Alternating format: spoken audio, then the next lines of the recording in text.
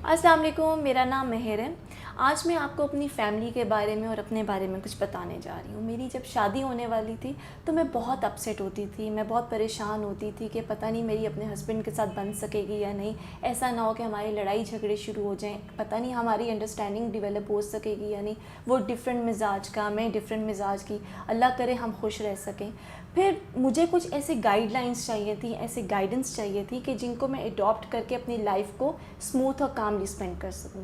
मैंने अपनी मदर को और अपनी भाभीयों को ऑब्ज़र्व करना शुरू किया। अल्हम्दुलिल्लाह they all are very very happily married. और मैंने ऑब्ज़र्व किया कि मेरी वाइफ़ मेरे फादर के साथ कैसे ट्रीट करती है, मेरी भाभियाँ अपने मेरे भाइयों के साथ कैसे ट्रीट करती हैं। उनसे मैंने बहुत सी चीज़ें सीखी, बहुत सी चीज़ें लर्न की। मेरे फादर एक बहुत स्ट्रिक्ट इंसान होते थे। कभी मेरी मदर की मजाल नहीं होती थी कि उनके सामने कोई दूसरी बात कर सकें। बस जो मेरे फादर ने कह दिया वो उन्होंने मान लिया। मगर Aahista Aahista with the passage of time एक ऐसा भी टाइम आया जिसमें मेरे फादर ने हमेशा मेरी मदर की बातें माननी शुरू कर दी, उनके साथ प्यार मोहब्बत के साथ रहना शुरू कर दिया। इनके पीछे बहुत सी क्वालिटीज़ मेरी मदर की भी थी। तो आए मैं आपको बताती हूँ कि ऐसी कौन सी क्वालिटीज़ थी और मैंने उनसे क्या क्या सीखा। सबसे पहले लिटिल गेस्चर्स ऑफ एप्रिसिएशन। जब भी मेरे फादर कहीं बाहर जाने लगते थे या जब भी वो घर आने लगते थे, मेरी मदर के फेस पे हमेशा एक स्माइल होती थी। वो स्माइल के साथ उनको सी ऑफ करती थी, स्माइल के साथ उनको वेलकम करती थी। उनके सारे काम वो खुद करती थी। मैं आपको एक बात बताऊं कि हस्बैंड और वाइफ हमेशा दोनों को एक दूसरे के साथ कोऑपरेट करना पड़ता है। ऐसा पॉसिबल नहीं है कि वाइफ हमेशा सब कुछ करे और हस्बैंड उनके साथ कोऑपरेट ना करे, उनको सपोर्ट ना करे, उनके साथ उनकी पॉइंट्स को अंडरस्टैंड ना करें, उनके साथ कॉम्प्रोमाइज़ ना करें। ये जो हस्बैंड और वाइफ का जो रिश्ता होता है उसमें दोनों को कॉम्प्रोमाइज़ भी करना पड़ता है, दोनों को एक दूसरे की रिस्पेक्ट भी करनी पड़ती है, दोनों को एक दूसरे को इकट्ठे साथ लेकर चलना पड़ता है। हमेशा वो वेलकम करती थी स्माइल के साथ, हमेशा उनको खाना अच्छा से अच्छा बना के खिलाया, हमेशा उनको स्माइल के साथ उनसे बात करती थी, उनके साथ रिस्पेक्टफुली बात करती थी। दूसरा जो पॉइंट जो मैंने उनसे सीखा वो ये था कि अल्लाह ताला के अलावा कोई ऐसी हस्ती नहीं है जो आपके दिल का हाल समझ सके। आप जब तक अपने हस्बैंड के साथ कम्युनिकेट नहीं करेंगी, हमेशा ये याद रखें कि किसी को आपके दिल का हाल नहीं पता होगा कि आपके दिल में क्या चल रहा है, आपकी फीलिंग्स का नहीं पता होगा जब तक आप खुद एक्सप्रेस नहीं करेंगी। तो आप उनके साथ रिस्पेक्टफुली बताएं, उनके साथ कम्युनिकेट करें। अगर आपको कोई उनकी बात बुरी लगी है या कोई चीज़ अगर ऑब्जेक्शनेबल है या कोई चीज़ अगर आप ये चाहती हैं कि वो चेंज करें, अपने अंदर कोई आदत को चेंज करें, तो आप उनके साथ कम्युनिकेट करें। जब तक उनके साथ ओपन हो के आप कम्युनिकेट नहीं करेंगी तब तक उनको कुछ पता नहीं चलेगा। और ये एक्सपेक्ट करना कि वो खुद ही समझ जाएंगे, ये हमारी गलती होती है। तो जब तक हम कम्युनिकेट नहीं करेंगे, उनको बताएंगे नहीं कि ये चीज़ मुझे आपकी अच्छी नहीं लगी या ये चीज़ मुझे आपकी बहुत पसंद है, तब तक हमारे हस्बैंड को कुछ पता नहीं चल सकेगा। तीसरी चीज़ जो मैंने अपने फैमिली से सीखी, फैमिली की लेडीज से सीखी, वो ये थी कि हमेशा रिस्पेक्ट का लेवल एक मेंटेन होना चाहिए। कोई घर, कोई कपल ऐसा नहीं होता जिसमें लड़ाई ना हो, जिसमें अनबन ना हो। मगर अगर आप एक दूसरे के साथ रिस्पेक्टफुली बात नहीं करेंगे, एक दूसरे के साथ बदतमीज़ी करेंगे, एक दूसरे के साथ ताने शिकवे हर वक्त करते रहेंगे, तो आपका रिलेशनशिप ख़राब हो सकता है। रिस्पेक्टफुली बात करें, प्यार से बात करें, तहम्मुल से बात करें, वो डेफिनेटली आपकी बात समझेंगे। गुस्सा जब होता है, हस्बैंड को गुस्सा होता है, तो आप भी अगर गुस्से में बात करेंगी तो मामला ख़राब हो सकता है। आप अगर उस वक्त लेट इट गो कर दें और जब आपके हस्बैंड का गुस्सा ठंडा हो जाए फिर अपना पॉइंट ऑफ व्यू पेश करें, तो डेफिनेटली आपके हस्बैंड आपकी बात भी सुनेंगे और आपकी बात मानी भी जाएगी। इसके अलावा जो लेडीज़ जॉब करती हैं या जो लेडीज़ घर में होती हैं, हमेशा अपने हस्बैंड के साथ सपोर्टिव रहें, फाइनेंशियली भी सपोर्टिव रहें। अगर आपके हस्बैंड को ज़रूरत पड़ गई है फाइनेंसिस की, या अगर आप जॉब करती हैं तो फाइनेंशियली भी सपोर्ट करें उनको, क्योंकि वो जो भी कर रहे हैं वो आपके लिए और अपने बच्चों के लिए कर रहे हैं। और इमोशनली भी सपोर्ट करें। देखिए, अगर आपके हस्बैंड कोई नया काम स्टार्ट कर रहे हैं या उनको जॉब में कोई प्रॉब्लम है, तो वो घर आते हैं सुकून हासिल करने के लिए। अगर आप उनको सपोर्ट नहीं करेंगी, उनका सहारा नहीं बनेंगी, उनको हर वक्त सवाल जवाब करती रहेंगी, उनके साथ लड़ाई झगड़ा झगड़े करती रहेंगी, अगर उनके साथ आप कोऑपरेट नहीं करेंगी तो आपके हस्बैंड ऑफेंड हो जाएंगे, वो घर काम आना शुरू हो जाएंगे।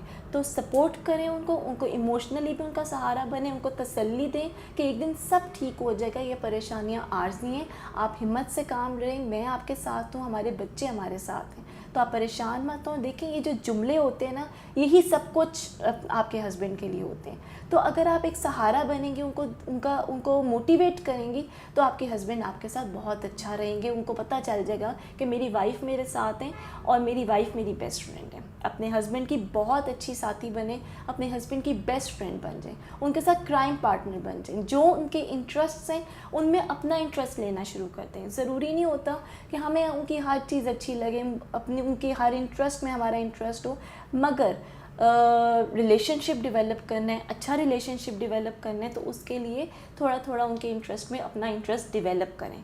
अगर उनको मूवीज़ का शौक़ है तो आप भी मूवीज़ उनके साथ देखें, अगर उनको रात को जागने का देर तक शौक़ है तो आप भी रात को देर तक जागें। मैं आपको एक एग्जांपल देती हूँ। एक डॉक्टर हैं, वो उनकी बहुत स्ट्रिक्ट लाइफ है, बहुत टफ़ लाइफ है, उनके बच्चे हैं छोटे छोटे, मगर उनके जो हस्बैंड हैं वो रात को बहुत देर तक जागते हैं। और उनकी जो वाइफ़ है उन्होंने सुबह उठ के अपनी फैमिली को भी सब लुक आफ्टर करना होता है, लेकिन फिर भी वो अपने हस्बैंड के साथ इंटरेस्ट लेती हैं, उनके इंटरेस्ट में, उनके साथ रात को देर तक जागती हैं, वो मूवीज़ देखते हैं, वो मूवीज़ देखती हैं उनके साथ, वो वॉक करने जाते हैं, वो उनके साथ वॉक करने जाती हैं। तो इंटरेस्ट लेंगी, आपका आपस में एक दूसरे के साथ टाइम स्पेंड होगा, एक दूसरे के साथ गपशप होगी, रिलेशनशिप बहुत अच्छा डेवलप हो जाएगा। उसके अलावा अपने जो आपके हस्बैंड हैं उनके साथ उनको कभी चीट ना करें। ये चीज़ आजकल बहुत कॉमन हो गई है, हस्बैंड्स बिज़ी हो गए अपनी अपनी प्रोफेशनल लाइफ में, वाइफ को टाइम नहीं दे पाते हैं, तो वाइफ उनको चीट करना शुरू कर देती हैं। और जब एक वो उनका जो ट्रस्ट है वो ब्रेक हो जाता है हस्बैंड का, तो वो सारी ज़िंदगी अपने वाइफ को वो रिस्पेक्ट नहीं दे सकते, वो एक धब्बा लग जाता है वाइफ के ऊपर। तो कभी भी चाहे कुछ भी हो जाए, आप एक अपने साथ एक वादा कर लें कि मैंने कभी अपने हस्बैंड के साथ ना तो झूठ बोलना है, ना उनको धोखा देना है, ना उनके साथ कभी डिसलॉयल्टी करनी है। हमेशा अपने बच्चों के साथ और अपने हस्बैंड के साथ लॉयल होकर चलें। ये क्वालिटीज़ होती हैं एक अच्छी वाइफ़ की। वाइफ़ अगर अच्छी हो तो हस्बैंड ऑटोमेटिकली बहुत अच्छे साबित हो जाते हैं। उसके अलावा उनको अप्रिशिएट करें। छोटी छोटी सी चीज़ें होती हैं, छोटे छोटे से वर्ड्स होते हैं, छोटे छोटे से गेस्चर्स होते हैं, जिनके थ्रू आप उनको अप्रिशिएट कर सकती हैं। आप उनके काम को अप्रिशिएट करें, आप उनकी ड्रेसिंग को अप्रिशिएट करें, आप अगर वो आपके लिए कोई गिफ्ट लेकर आएँ उनको अप्रिशिएट करें, खुशी का इजहार करें, उनको बताएं कि आप उनके साथ बहुत खुश हैं, आपके बच्चे आप उनके साथ बहुत खुश हैं, वो एक बहुत अच्छे फादर हैं, एक बहुत अच्छे हस्बैंड हैं, एक बहुत अच्छे बेटे हैं। ये चीज़ें जो होती हैं ये खुद ब खुद ही एक अच्छी वाइफ को साबित करती हैं कि आप एक अच्छी वाइफ हैं।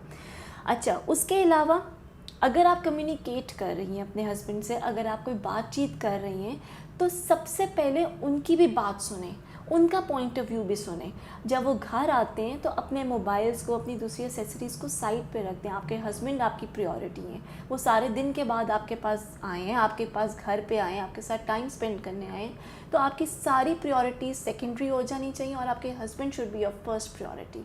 उनकी बातें सुने, उनकी परेशानियाँ सुने, उनके सारे दिन की जो रूटीन थी, जो जिन जिन चीज़ों से वो गुजर के घर आए हैं, वो सारी चीज़ें सुने। You should be a good listener and then try to be a speaker. पहले उनकी परेशानियाँ सुने, उनका पॉइंट ऑफ व्यू सुने और फिर अपना पॉइंट ऑफ व्यू पेश करें कि मैं ये सोच रही हूँ, क्या हम ऐसे कर सकते हैं।